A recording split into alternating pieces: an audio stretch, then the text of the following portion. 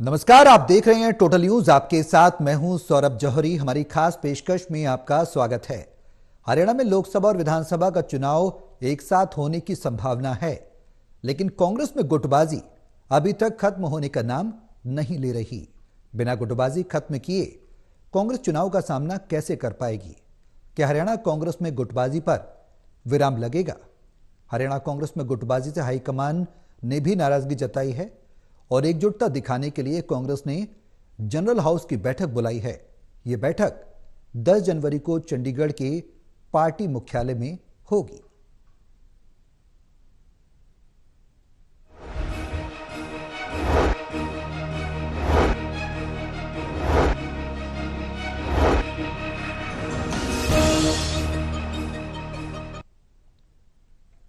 गुटबाजी खत्म कैसे होगी, ये सवाल लगातार बरकरार है। खासकर कांग्रेस अंतर कलह से जूझ रही है, इसी पर हम चर्चा करेंगे।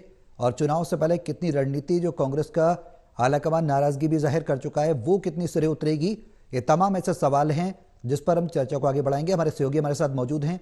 हिसार से एसोसिएट एडिटर हैं डॉक्टर महेश कुमार, पानीपत से एसोसिएट एडिटर हैं देवेंद्र कथुरिया और वरिष्ठ पत्रकार वीरेंद्र सोनी जी भी हमारे साथ इस चर्चा में शामिल रहेंगे। लेकिन एक रिपोर्ट आपको दिखाते हैं, रिपोर्ट से समझिए आखिर हरियाणा कांग्रेस में आखिर चल क्या रहा है, उसके बाद करेंगे चर्चा की शुरुआत।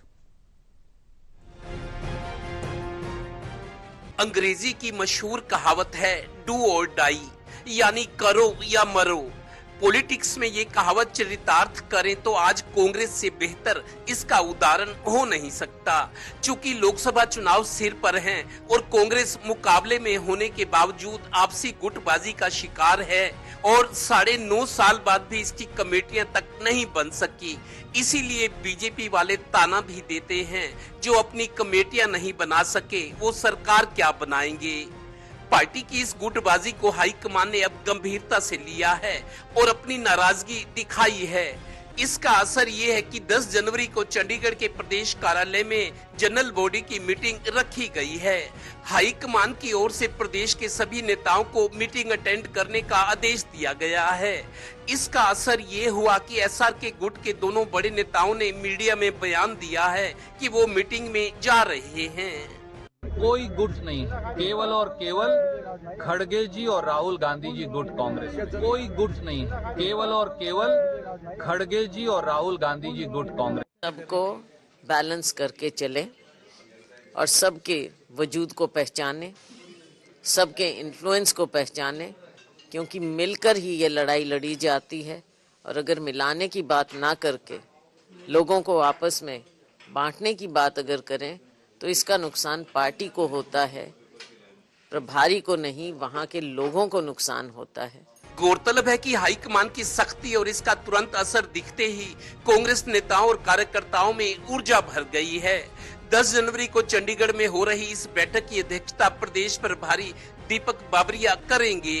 देखना यह है कि बैठक में जब कांग्रेसी गुटों के अगुआ नेता आपस में मिलते हैं तो उनके हाव भाव कैसे होंगे, उनकी बॉडी लैंग्वेज क्या इशारा करेगी। अगर संकेत सकारात्मक रहे तो समझो कांग्रेस की गाड़ी इलेक्शन ट्रैक पर चढ़ गई है और स्पीड पकड़ेगी।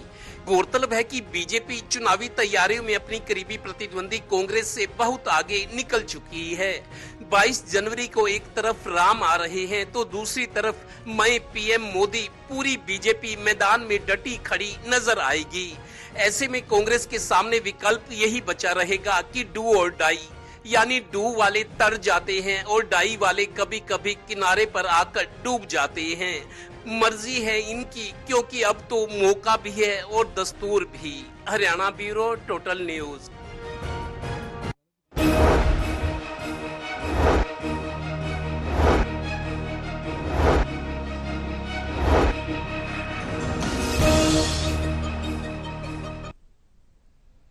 तो गुटबाजी कांग्रेस के अंदर एक बड़ा सवाल बनी हुई है। आखिर कांग्रेस इससे कैसे उबर पाएगी, ये एक बड़ा सवाल है। महेश, कांग्रेस की गुटबाजी क्या अब संभावना नजर आ रही है? हाईकमान नाराज है और सबको एकजुट होने का संदेश दिया है। क्या लगता है जो गुटबाजी तकरीबन 1 दशकों से खत्म नहीं हो पाई, संगठन नहीं बन पाया, कांग्रेस का तमाम सवाल हैं, वो अब थम जाएगी?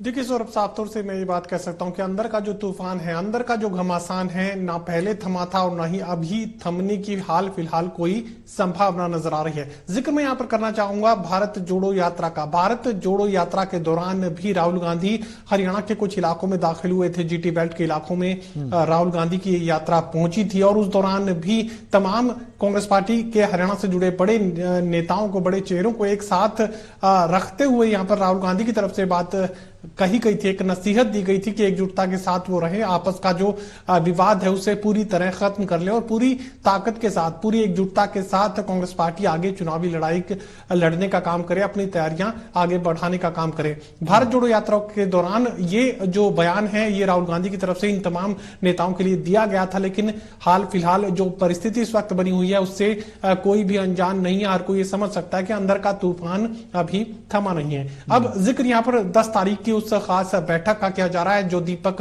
बाबरिया की तरफ से बुलाई गई है, जिसमें एकजुटता का जिक्र यहां पर किया जा रहा है। उसका परिणाम मैं आपको अभी से बता सकता हूं। दरअसल उस खास बैठक में कुमारी शैलजा नहीं जाएंगी। वजह यह है कि 10 तारीख को, 10 जनवरी की तारीख को ही उत्तराखंड की प्रभारी बनाई गई है कुमारी शैलजा। पहले छत्तीसगढ़ की थी और उसके बाद उत्तराखंड की जिम्मेदारी उन्हें दे दी गई। उत्तराखंड में ही यहां पर यह खास बैठक उन तमाम नेताओं की दिल्ली में बुलाई गई है। उन तमाम नेताओं से मुलाकात जो है कुमारी शैलजा करेगी और यही वजह है कि 10 तारीख को इस खास बैठक में कुमारी शैलजा मौजूद नहीं रहेगी। अंदर का जो घमासान है पहले से काफी ज्यादा बढ़ा हुआ इस वक्त नजर आ रहा है और दीपक बाबरिया को लेकर यह बात कही जा सकती है कि दीपक बाबरिया ने जो बयान कुमारी शैलजा की यात्रा को लेकर दिया था, जिसमें दीपक बाबरिया की तरफ से यह कहा गया था कि समानांतर कार्यक्रम कांग्रेस पार्टी में नहीं चलाए जा सकते हैं। राहुल गांधी अगर यात्रा कर रहे हैं तो किसी दूसरी यात्रा की अनुमति नहीं मिलेगी। उसी यात्रा को लेकर यहां पर कुमारी शैलजा की तरफ से अभी बयान ये दिया गया है। उसमें ये कहा कुमारी शैलजा ने कि जो शीर्ष नेतृत्व यानी गांधी परिवार का जिक्र वो कर रही थी और वो साफ ही बात कह रही थी कि उनकी सहमति के साथ ही यात्रा आगे बढ़ाई जा रही है। खड़गे जी को इस पूरे यात्रा के कार्यक्रम की जानकारी है, तो ऐसे में हो सकता है कि जो हरियाणा प्रभारी है दीपक बाबरिया, उन्हें इस सहमति के बारे में जानकारी ना हो और इसी वजह से इस तरह का बयान दिया गया हो। उसके साथ ही कुमारी शैलजा ने दीपक बाबरिया को लेकर भी ये कहा कि वो पार्टी को तोड़ने का नहीं बल्कि जोड़ने का काम करे। तो यकीनन ये बात कही जा सकती है कि ना तो इस खास बैठक में कुमारी शैलजा पहुंचने जा रही है और रणदीप सुरजेवाला जो कह रहे थे कि उस खास बैठक में वो पहुंचेंगे, मुझे लगता नहीं है कि एसआरके ग्रुप का जो जिक्र हम करते हैं, कुमारी शैलजा अगर नहीं जा रही है तो फिर रणदीप भी उसमें नदारत रहेंगे, बहाना चाहे जो भी हो। और उसके बाद यह भी माना जा सकता है कि अगर रणदीप सुरजेवाला और कुमारी शैलजा अगर नहीं जाएंगी तो फिर किरण चौधरी की भी तबीयत नासाज हो सकती है। हो सकता है कि सर्दी के मौसम में उनकी तबीयत में किसी तरह का जो है बिगड़ाव देखने को मिले और जिसके बाद इस खास बैठक में वो भी नहीं पहुंचे। अब महेश, आपने बहुत सी बातें, अहम बातें कहीं टच करते हुए आप निकले और ये बात आपने स्पष्ट कर दी कि इस बैठक में भी फिलहाल अभी कोई संभावना नहीं है किसी तरीके का नतीजा निकलने की। देवेंद्र, 10 तारीख को, 10 जनवरी को जनरल बॉडी मीटिंग हो रही है। केंद्र की अगर बात की जाए, शीर्ष नेतृत्व की, कांग्रेस के केंद्र की, सेंटर की बात की जाए तो कांग्रेस नाराज है। शीर्ष नेतृत्व उसने कहा है कि एकजुट किया जाए। क्या लग रहा है, कोई बीच का रास्ता निकल पाएगा?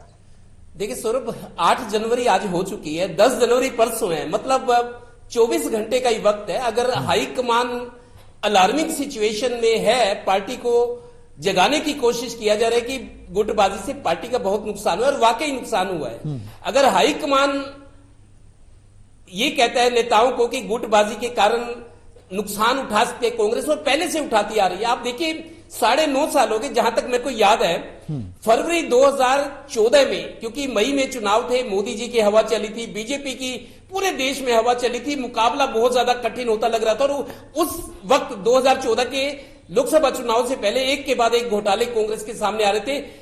कांग्रेस मान लो मृत प्राय अवस्था में थी, आप कह सकते हैं। उस वक्त फरवरी 2014 में फूलचंद मौलाना को हटाकर डॉक्टर अशोक तंवर को पार्टी की कमान दी गई थी। युवा थे, राहुल गांधी के नजदीकी थे और एमपी थे तब वो।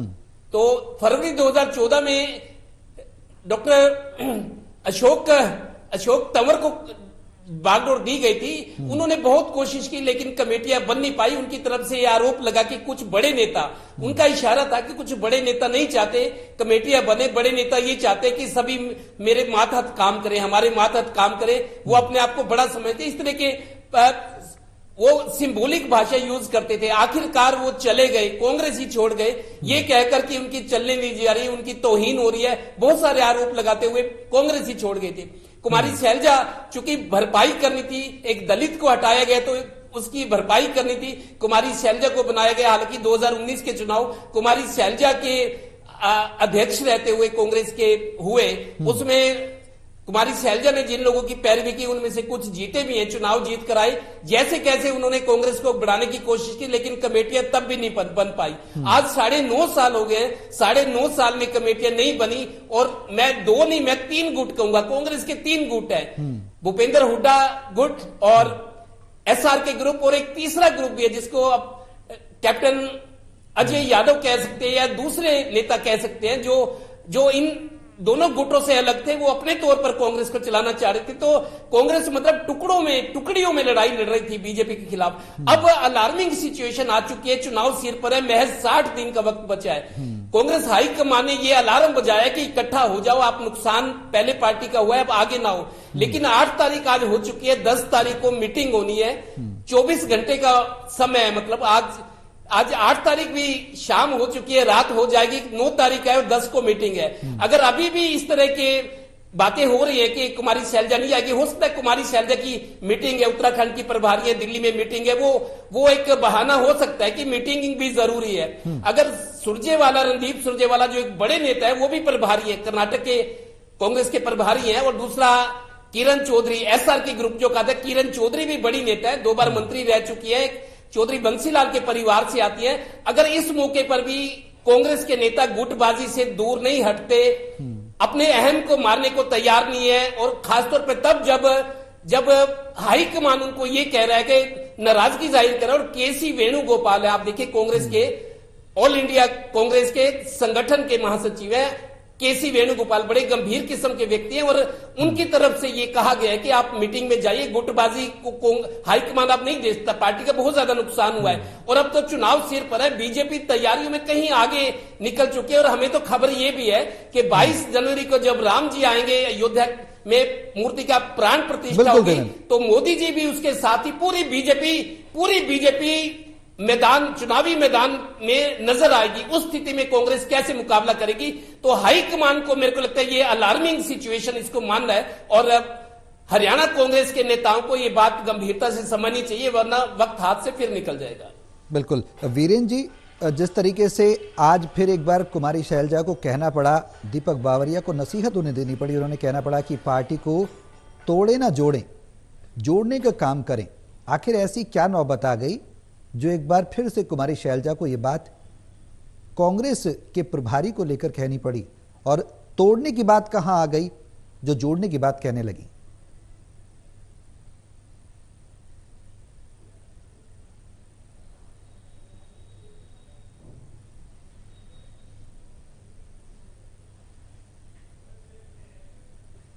वीरेन जी, आवाज मिल रही है? हाँ, देखिए, अब कांग्रेस में एक दूसरे के प्रति अविश्वास का वातावरण है, एक दूसरे के खिलाफ बयान दिए जा रहे हैं, जो बातें मतलब मीडिया के माध्यम से कही जा रही हैं। मान लीजिएगा कि अगर दीपक बावरिया जी के ने कुछ कहना था तो उसको मीडिया का सहारा लेने की क्या आवश्यकता थी? वो बात मीडिया में आई, मीडिया की आई हुई बात पर ही कुमारी शैलजा ने प्रतिक्रिया दी। मतलब कांग्रेस के जो वरिष्ठ नेता है उनमें भी आपसी समन्वय जो है उसका अभाव दिखाई देता है, और ये लड़ाई अप्रत्यक्ष रूप से लड़ी जा रही है। देखिए, कांग्रेस में तो ऐसा रहना ही रहना है, चाहे ये जनरल हाउस की मीटिंग हो, चाहे उसके बाद कोई बैठक हो जाए, ये मतभेद तो रहेंगे। पहले से चले आ रहे हैं। कांग्रेस जब सत्ता में थी, केंद्र में सत्ता में थी, राज्य में सत्ता में थी, तब भी ऐसे मतभेद थे, और अब भी रहने वाले, उसमें कोई विशेष अंतर आने वाला नहीं है। अगर होगा तो फिलहाल कुछ समय के लिए युद्ध विराम की स्थिति होगी। देखिए, असली लड़ाई तो मुख्यमंत्री बनने की है।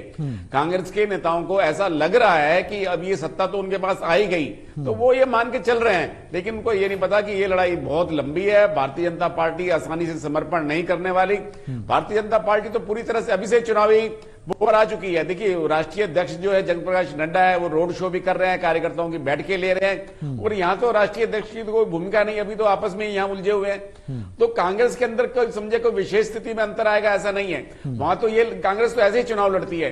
कांग्रेस को तो लगता है कि जनता ही उनको चुनाव जिता देगी, क्योंकि भारतीय जनता पार्टी सरकार के खिलाफ एंटी इनकम्बेंसी फैक्टर रहेगा, तो लोग बदलाव के लिए जो है वो भारतीय जनता पार्टी के खिलाफ जो है लोग कांग्रेस को वोट दे देंगे। कांग्रेस के नेताओं का ये आशावाद है, लेकिन कांग्रेस के नेताओं को यह नहीं मालूम नहीं है कि भारतीय जनता पार्टी लाभार्थियों से संपर्क कर रही है। जो सरकार की योजनाओं से लाभान्वित हुए हैं लोग, उनसे निरंतर उनका संवाद किया जा रहा है। मुख्यमंत्री 1 वर्ष से लगातार विभिन्न माध्यमों से संवाद कर रहे हैं। तो कांग्रेस तो अभी तक चुनावी की तैयारी में आई नहीं है। कांग्रेस के नेता तो आपस में ऐसे उलझे हुए हैं कि सत्ता बस आ गई उनके पास। लेकिन उनको यह देखना चाहिए कि भारतीय जनता पार्टी का चाहे बूथ स्तर का कार्यकर्ता है, चाहे सोशल मीडिया का कार्यकर्ता है, हर जगह अपने ढंग से चुनाव के लिए पहले से तैयार है। और कांग्रेस में तो ऐसी स्थिति है ही नहीं। कांग्रेस के पास तो ना भी कोई कार्यकर्ताओं का ऐसा कोई विशाल जो है नेटवर्क है। आप कह रहे हैं कांग्रेस घर घर जाकर दस्तक देगी। कांग्रेस के किस भारतीय जनता पार्टी की सरकार की विफलताओं को छुपाने के लिए जो कार्यकर्ताओं की फौज होनी चाहिए थी, वो अभी मैदान में नहीं है। बिल्कुल, हर जो पार्टी का नेता है एक दूसरे के खिलाफ गुटबाजी में लगा हुआ है, एक दूसरे के खिलाफ बयानबाजी में लगा हुआ है। तो ऐसे समय में जो संगठन का स्वरूप होता है, जो संगठन की रचना होती है, वही नहीं नजर आ रही कांग्रेस की। तो कांग्रेस अभी बहुत पीछे है। कांग्रेस तो सिर्फ जनता के भरोसे है, उसको अपने कार्यकर्ताओं पर भरोसा नहीं है, अपने नेताओं पर भरोसा नहीं है। उसको सिर्फ जनता पर भरोसा है कि जनता ही उन्हें चुनाव जिता देगी भारतीय जनता पार्टी के खिलाफ। वीरेंद्र जी, बेहद अहम सवाल यह है कि संगठन नहीं बन पाया, एक लंबा अरसा निकल गया, आपसी नूरा कुश्ती रही है, जिस तरीके से महेश ने भी जिक्र किया। एसआर के ग्रुप आपस में खींचतान करता रहा, कुमारी शैलजा अब नहीं पहुंचेंगी जनरल बॉडी मीटिंग में, इस तरीके की संभावना महेश ने भी जताई है। क्या ये माना जाए कि कांग्रेस की गुटबाजी खत्म होने के पीछे स्वयं के स्वार्थ हावी रहे हैं और उसी का खामियाजा पार्टी भुगत रही है? देखिए, पार्टी हाईकमान को चाहिए कि इन वरिष्ठ नेताओं की बैठक बुलाए। जनरल हाउस की मीटिंग में क्या होगा, वह आरोप प्रत्यारोप होंगे। मतलब अगर इन 3-4 जो वरिष्ठ नेता है, अगर इनका में मतभेद सुलझा दिए जाएं, अगर इनको ही बुलाकर स्पष्ट संदेश दिया जाए तो जनरल हाउस मीटिंग की आवश्यकता ही नहीं है। जनरल हाउस की मीटिंग के अंदर तो एक दूसरे के खिलाफ, एक दूसरे को नीचा दिखाने की, एक दूसरे पर कटाक्ष करने की यही प्रवृत्ति रहने वाली है। तो इसलिए देखिए, लड़ाई तो मैंने कहा मुख्यमंत्री की है। ये तो मानकर चल रहे हैं कि मुख्यमंत्री सत्ता तो हमारी आ गई।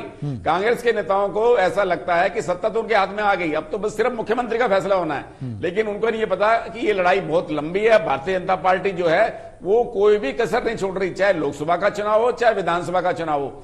भारतीय जनता पार्टी चुनाव तैयारी में बहुत आगे है, कांग्रेस बहुत पीछे है। कांग्रेस की कोई जो है सिर्फ जो है कागजी आपको वातावरण दिखाई दे रहा है। कांग्रेस का जो भी तैयारी है वो सिर्फ कागजी है। कांग्रेस के नेता जो दावे कर रहे हैं वो खोखले हैं। कांग्रेस के नेताओं को यह नहीं पता कि भारतीय जनता पार्टी की किस स्तर तक तैयारी है। वो भारतीय जनता पार्टी मतदाताओं से किस हद तक संपर्क कर रही है, कोई अलग अलग माध्यम कर रही है। साधु संत सम्मेलन हो रहे हैं, जातीय सम्मेलन हो रहे हैं, महापुरुषों की जयंतियां मनाई जा रही हैं। भारतीय जनता पार्टी हर तरीके से मतदाताओं के पास पहुंच रही है। कांग्रेस के नेता जो है बस जो एक वातावरण बनाने के कुछ जो रैलियां, जो व्यक्तिवादी रैलियां हैं, उनसे ही खुश हो रही है, टिकटार्थियों की भीड़ देखकर खुश हो रही है। लेकिन असली लड़ाई तो बहुत आगे है। कांग्रेस को बहुत मेहनत करनी पड़ेगी। और कांग्रेस के नेता तो देखो, इनमें तो एक बात है, एक दूसरे को नीचे दिखाने की होड़ लगी हुई है जी। कांग्रेस में गुटबाजी शुरू से रही है, आगे भी रहने वाली है। लेकिन इस तरह का एक दूसरे पर जो छीटाकशी हो रही है, ये पहली बार दिखाई दे रही है। और ये सीमा से लांघते भी जा रहे हैं। कोई नेता किसी को कुछ स्वीकार ही नहीं कर रहा, नेतृत्व को स्वीकार नहीं कर रहा, प्रदेश अध्यक्ष को सब लोग डम्मी मानते हैं। और ये है कि जो केंद्रीय हाईकमान है वो भी अपना एक स्पष्ट संदेश दे रहा है कि वो जिस तरह से कोऑर्डिनेटर लोकसभा चुनाव के नियुक्त किए गए, वो संदेश भी स्पष्ट है। और आगे टिकटों में क्या रहने वाला है, ये भी बहुत संदेश स्पष्ट आ रहा है। तो कांग्रेस को अपनी गुटबाजी के अलावा आगे ये भी तैयारी करनी पड़ेगी। कुछ जो जिनको टिकट नहीं मिलेगी वो बागी भी खड़े हो सकते हैं और पार्टी को नुकसान भी पहुंचा सकते हैं। तो इस स्थिति की तो कांग्रेस को अभी कल्पना ही नहीं है, इस दृष्टि से भी तैयारी ही नहीं है। तो देखिए, दीपक मौर्य गुजरात के हैं, गुजरात में संगठन के अच्छे माने जाते हैं, उनको संगठन का काफी ज्ञान है और वो स्थिति को समझते हैं। लेकिन अगर कुमारी शैलजा उन पर छीटाकशी करेगी, उन पर भी सीटने की कोशिश करेगी, तो निश्चित रूप से उनका भी मनोबल गिरेगा, कार्यकर्ताओं का मनोबल भी गिरेगा।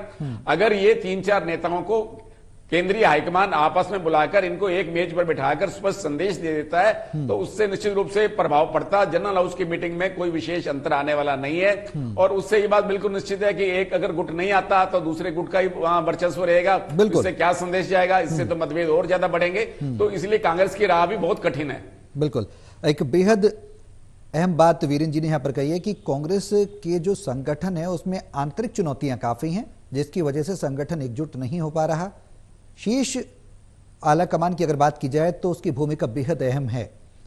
महेश, सुरजेवाला को कहना पड़ गया कि कांग्रेस में गुट नहीं है। एसआरके गुट का जब नाम आया तो रणदीप सुरजेवाला सामने आए, उन्होंने कहा कि गुट है ही नहीं, खड़गे गुट और राहुल गुट है, कोई तीसरा गुट है ही नहीं, दूसरा गुट है ही नहीं। यानी कि उन्होंने तो सिरे से नकार दिया कि पार्टी के अंदर गुटबाजी है। अगर गुटबाजी नहीं है तो संगठन क्यों नहीं बन रहा?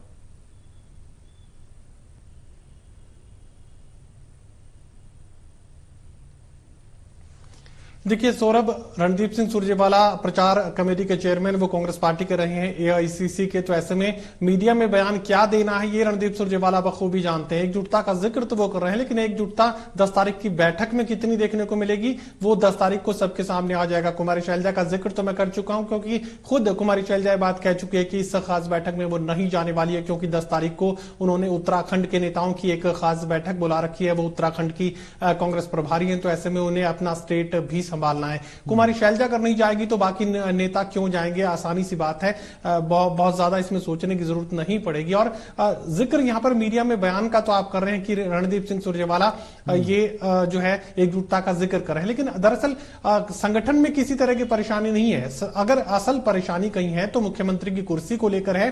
भूपेंद्र सिंह हुड्डा, दीपेंद्र सिंह हुड्डा वर्चस्व कांग्रेस पार्टी में कायम क्यों है? एक बड़ा वोट बैंक भी उनके साथ चलता है। जाट वोटर्स का अगर जिक्र करें तो यहां पर जननायक जनता पार्टी से जाट वोटर्स की नाराजगी, और उसके बाद आईएनएलडी का जो पतन, 2 हिस्सों में टूटकर आईएनएलडी से जेजेपी बनी, और जेजेपी जिस तरीके से सरकार के समर्थन में चली गई, उसके बाद जाट वोटर्स का जो मूड है यहां पर फायदेमंद भूपेंद्र सिंह हुड्डा परिवार के लिए नजर आ रहा है। तो ऐसे में एक बड़े वोट बैंक का रिप्रेजेंटेशन भी यहां पर हुड्डा परिवार कर रहा है, एक वर्चस्व वोटर्स की संख्या के लिहाज से, मैनेजमेंट के लिहाज से। और पूरे 10 साल का जो कार्यकाल बतौर मुख्यमंत्री भूपेंद्र सिंह हुड्डा का रहा, तो काफी सारे नेताओं को, काफी सारे इन्वेस्टर्स को अपने साथ कनेक्ट भूपेंद्र सिंह हुड्डा किए हुए हैं। तो ऐसे में किसी भी तरह की परेशानी इलेक्शन मैनेजमेंट को लेकर या उम्मीदवारों की संख्या को लेकर या जिताऊ उम्मीदवारों को लेकर भूपेंद्र सिंह हुड्डा और दीपेंद्र सिंह हुड्डा के सामने हाल फिलहाल नहीं है, ये माना जा सकता है। लेकिन ये तमाम जो चुनौतियां यहां पर एसआरके ग्रुप के सामने खड़ी है, क्योंकि इलेक्शन मैनेजमेंट को लेकर जो फाइनेंशियल सपोर्ट चाहिए वो इस ग्रुप के पास उतना उस कदर नहीं है जिस तरीके से भूपेंद्र सिंह हुड्डा के पास है। जाट वोटर्स मूड है वो यहाँ पर भूपेंद्र सिंह हुड्डा अपने साथ कनेक्ट करते हुए नजर आ रहे हैं। तो ऐसे में गैर जाट वोटर्स में किसी भी तरह का रिप्रेजेंटेशन यहाँ पर जी बिल्कुल महेश, इस बात का जिक्र वीरेंद्र जी ने भी किया, जिस तरीके से आपने भी बताया। वीरेंद्र जी ने कहा है कि 3-4 लोग हैं जिनको बैठालकर शीर्ष नेतृत्व को बीच का रास्ता निकालना चाहिए।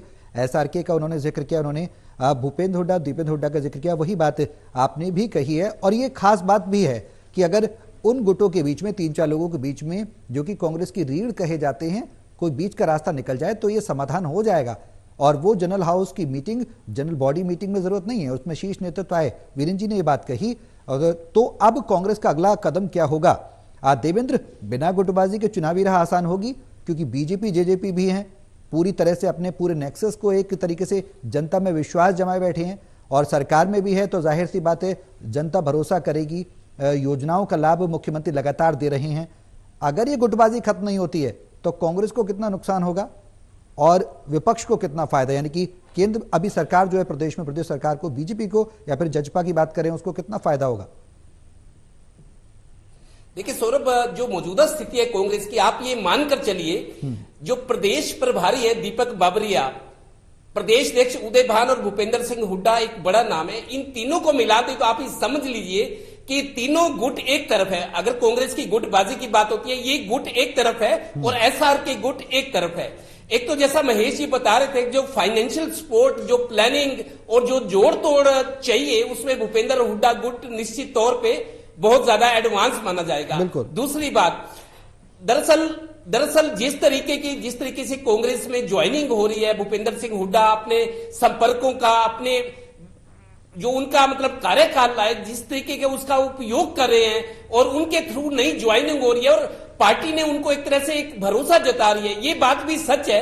भूपेंद्र हुड्डा के विरोधी भी ये बात कहते हैं कि भूपेंद्र सिंह हुड्डा के बिना हरियाणा में कांग्रेस सत्ता में नहीं आ सकती, क्योंकि उनमें इस तरह की कुछ क्वालिटीज है कि अगर सत्ता लानी है, जैसे अब कैप्टन अमरिंदर सिंह ने पंजाब में किया था, हाईकमान ने उनको फ्री हैंड दिया, उसके बाद कैप्टन अमरिंदर सिंह ने पंजाब में अपने दम पर सरकार बनाई थी। वो मिसाल हरियाणा में भी दी जाती थी कि अगर भूपेंद्र हुड्डा को फ्री हैंड मिले तो हरियाणा कांग्रेस सत्ता में वापसी कर सकती है। शायद इसी वजह से कांग्रेस हाईकमान ने सारा विश्लेषण किया, समीक्षा की, उनको लगा कि भूपेंद्र हुड्डा को आगे रखना, फ्रंट लाइन पे रखना जरूरी है। अगर बैक टू पावर होना है तो भूपेंद्र हुड्डा ने अपनी पसंद के हिसाब से उदय भान को बनवाया, जो प्रदेश अध्यक्ष है, प्रदेश अध्यक्ष और सीएलपी लीडर दोनों।